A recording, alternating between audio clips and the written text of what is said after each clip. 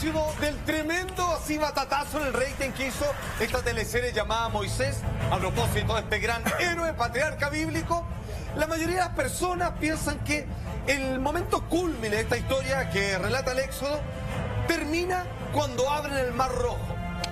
Ahora se viene lo mejor, ahora se viene el impacto más grande, porque es cuando Dios, entre otras cosas, junto con dictar los 10 mandamientos, el decálogo, las leyes que obviamente profieren todo el comportamiento ético legal del pueblo judío que fue liberado de los egipcios, se viene algo insólito, porque podríamos decir que Dios en aquella época, aproximadamente 3600 a.C., construyó o mandó a hacer un arma.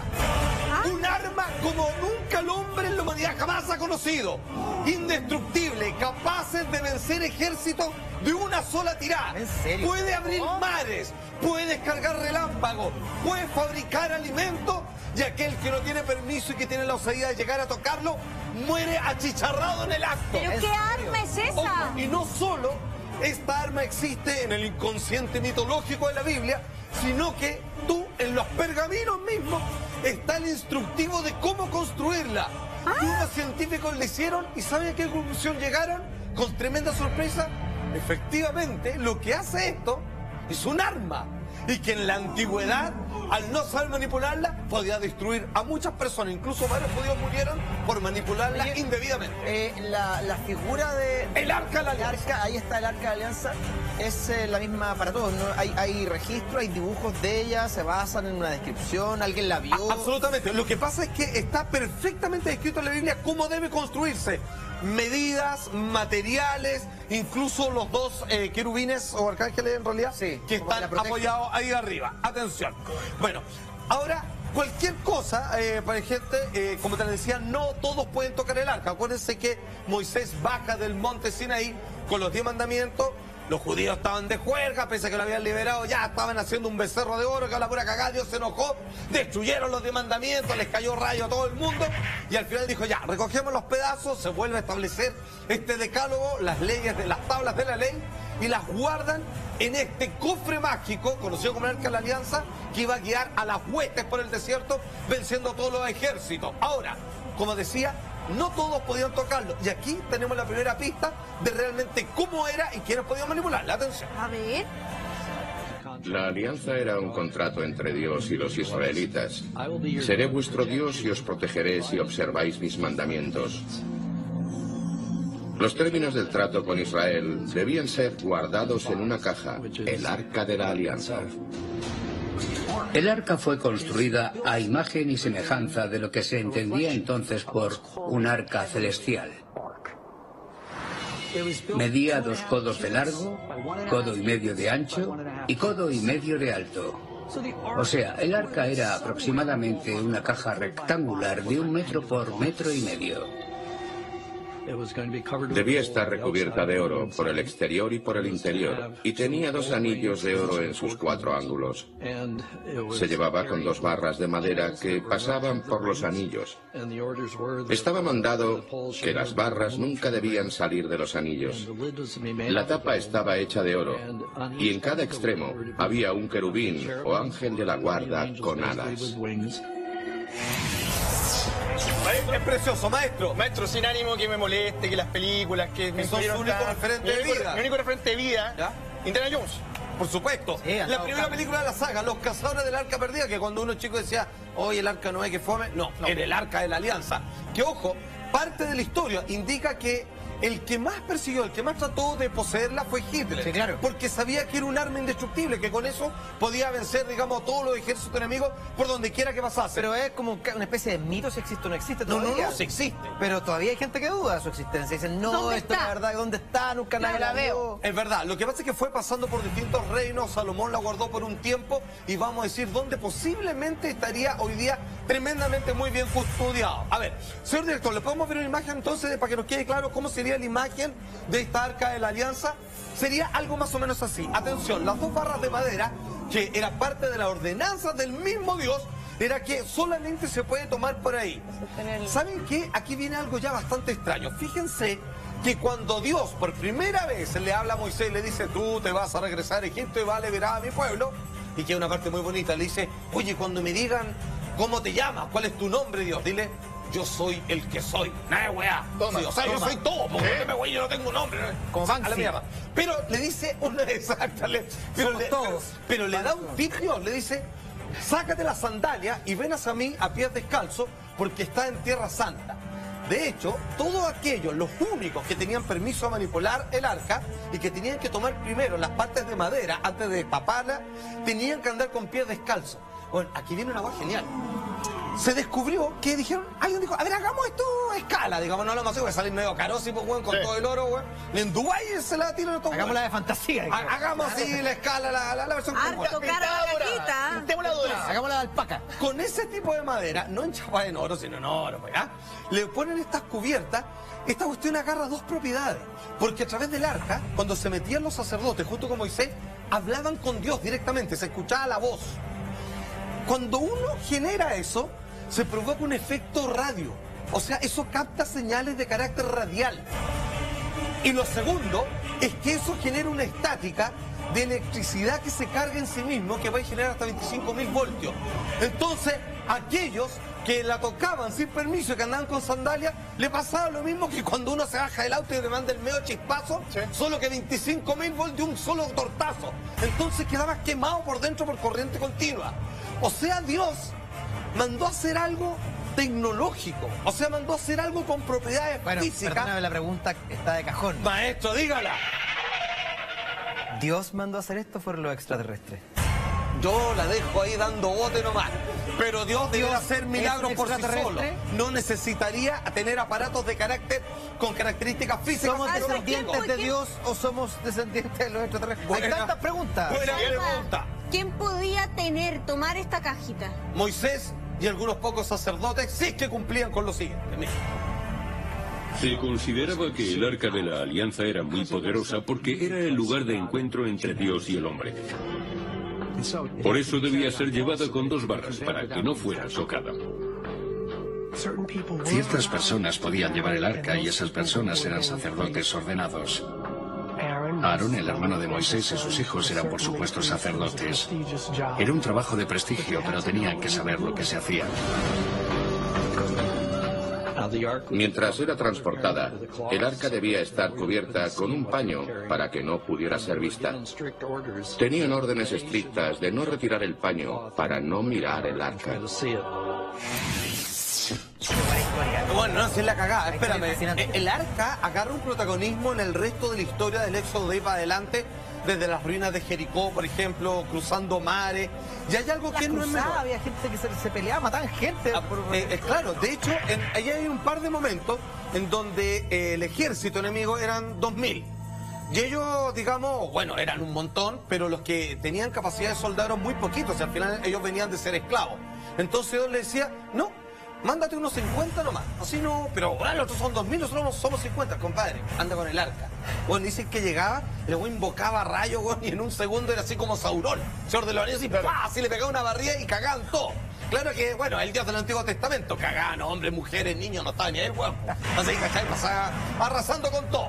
Pero atención, esta arca, además de ser un producto radial, de un sistema de comunicación por voces, y además de ser un arma electrostática, tenía una capacidad que aquí desconocemos, que como viajaban por el desierto y a veces no encontraban alimento por mucho tiempo, esto fabricaba o podía materializar un tipo de harina que sustentaba la comida de los hebreos. Que no andaba. El maná, exactamente, que no tiene nada que ver con el maná. Sí. Y no tiene nada que ver con la banda mexicana que está por maná. Exacto. Nada que ver con eso. El maná es este alimento polvillo que sirve como harina para fabricar panes o que se come directamente así. Decían que cómo lo provocaban, que además de guardar el decálogo, lo que quedó en ruina de los 10 mandamientos dentro del arca, también tenía el maná. Y cuando necesitaban comida lo juntaban, le decían, Dios, haz lo tuyo. Y esto comenzaba a vibrar, se movía y comenzaba así como que se rajaba algo y del cielo comenzaba así como casi como un portal a caer esta harina del cielo, de lo cual ellos podían hacer su alimento. Tenemos cuña al respecto, mira. El arca los precedía en sus viajes y hacía que los hijos de Israel estuvieran seguros y mantenidos en el desierto. Quien haya estado en el desierto de Sinaí sabe que no es posible explicar cómo 2 o 3 millones de personas pudieron alimentarse allí. Por eso el arca debió desempeñar un papel muy importante.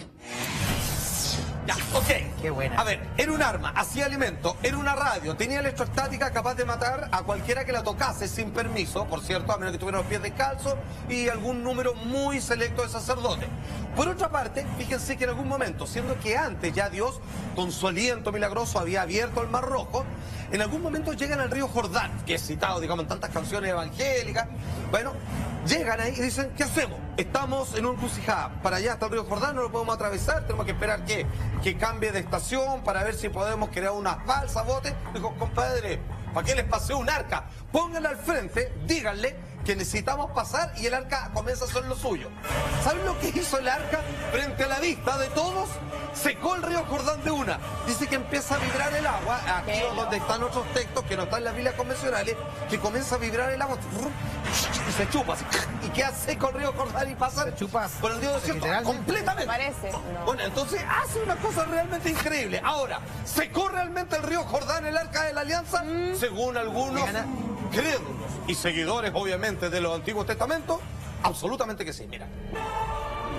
El arca de la alianza empezó a cobrar valor cuando a Josué se le encarga la misión de conducir a Israel en la travesía del río Jordán. Dice la historia que el arca de la alianza iba en cabeza cuando cruzaron el Jordán. En aquel preciso momento, el agua se detuvo. Alguna energía emanó del arca e hizo que las aguas se detuvieran y se elevaran, creando un pasillo seco para que los hijos de Israel pasaran a Tierra Santa. Es que aquí viene la otra teoría. Cuando uno construye según las instrucciones que están en la Biblia, que están en cualquier Biblia, descubre que es un poderoso elemento eléctrico, ¿ok? Sin embargo, dicen que sus propiedades eran mucho mayores, que venían adosados a otras cosas que no están descritas en la Biblia. Y que dicen que podría ser como una especie de reactor nuclear, al hacer una cantidad de acciones que tenía que ver con quemar por dentro, por freír a las personas que se le acercaban indebidamente. Era como una especie de arma que lanzaba como rayos así megatónicos, así como, compadre, como un cameja, así una base. Algo así, un cameja esto. ¿Qué es? ¿Cómo es esa cuestión?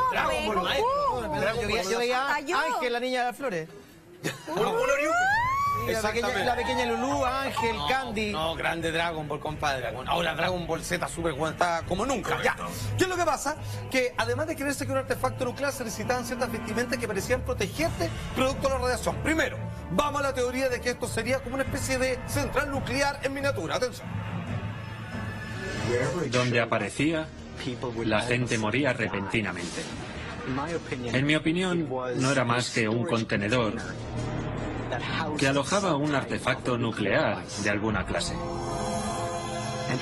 Y si una sociedad tecnológicamente primitiva tenía en sus manos un artefacto nuclear, la gente acabaría muriendo. Naturalmente, dirían que se trataba de la ira de Dios, cuando en realidad no era más que la ira del poder nuclear. No conforme con eso, fíjate que nosotros tenemos sospecha y podemos probar de que esto es un artefacto nuclear, porque fíjate que algunas personas que están encargados de portarlas se les obligaba que tuvieran de ciertos materiales cubriendo sus genitales, parte del pecho y donde están los órganos vitales como pulmones, corazón. Exactamente, porque probablemente están recibiendo, ya que estaban muy cerca, parte de esa radiación. Es así como lo afirman también los expertos. Mira. Las vestiduras de los sacerdotes eran bellas, pero servían también para protegerlos. Llevaban mitra, peto y una larga toga. Ciertas partes de su cuerpo debían ir protegidas: la cabeza, los pulmones, el corazón y los genitales. El sumo sacerdote debía vestir esa prenda para acercarse al arca. Además, debía llevar una soga atada a una pierna. ¿Por qué? Porque si algo salía mal y el arca lo fulminaba o moría, nadie podría acercarse para retirar su cuerpo porque sufriría la misma suerte.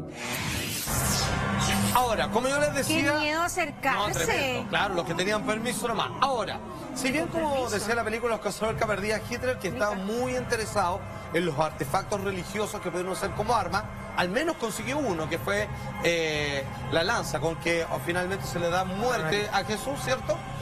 ¿Saben qué? Pasa lo siguiente, la pregunta es, ¿dónde está? Porque en algún momento se le puede seguir la pista cómo va cambiando de mano el arca, hasta que de repente, entre las distintas guerras desaparece. Pero, si bien en distintas iglesias y sinagogas hay una imitación del arca, no con esta forma necesariamente, pero que de alguna manera rememora esta arca de la alianza, que es el convenio entre el pueblo judío y Dios. Fíjense que dicen que hay una iglesia en particular en Etiopía, ¿cierto?, que está en Sion Miriam, que podría estar guardada ahí y que curiosamente dentro de todos los objetos que esta religión venera es precisamente el arca de la alianza. Algunos dicen que está custodiada por monjes guerreros, de hecho, al igual que las películas. Ahí ellos pueden entrar a esta iglesia. Sí, exactamente. Obviamente no está a disponibilidad del público, solamente para los altos mandos, y todo parece indicar que muy al fondo, en una bóveda muy secreta de esa iglesia en Etiopía, existiría completamente intacta y con la posibilidad de volver a usarse como un arma inextinguible el Arca de la Alianza, que fue creada como una especie de comunión entre Dios y los seres humanos, pero que en realidad para lo que más usó fue para matar a todos los hueones que pudo hacer. En realidad, si uno hace un conteo, la cantidad de personas que ha matado el diablo es un número importante, pero Dios, partiendo por el diluvio, se echó a toda la humanidad. Dios mató más que el diablo. Así que el más saca. Pero bien, Diosito sabe lo que hace. Grande Diosito.